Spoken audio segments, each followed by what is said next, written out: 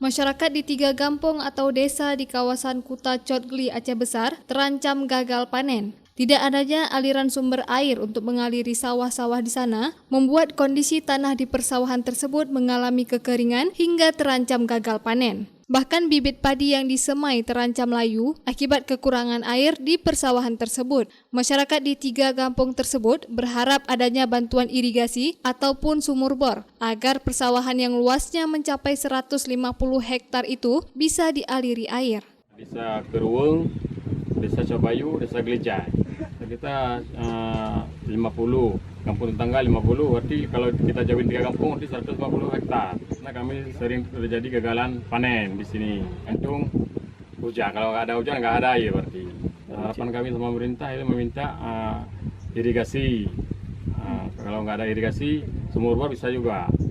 Yang penting kami air sampai ke sawah. Kami setiap tahunnya mungkin harapan daripada masyarakat di sini untuk dalam hal menanam padi selalu harapannya daripada hujan yang diberikan oleh Allah Subhanahu wa taala.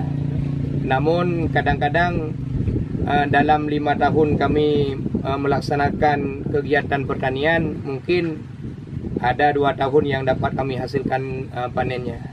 Selebihnya karena ketiadaan air.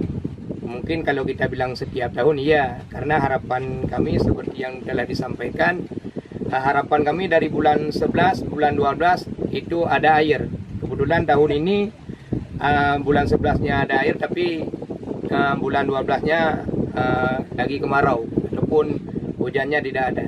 Jadi padi-padi yang telah ditanam sudah ada yang kering, persawahan bahkan padinya udah layu. Sementara itu, Ketua Forum Kesejahteraan Petani Aceh atau FPKPA, Kanda Syukri merasa prihatin atas apa yang dialami masyarakat Kampung Gelejai, Cotbayu, dan Kampung Keruweng. Kanda Syukri berharap apa yang dialami oleh masyarakat di 3 desa tersebut bisa dapat teratasi dan menemukan solusi.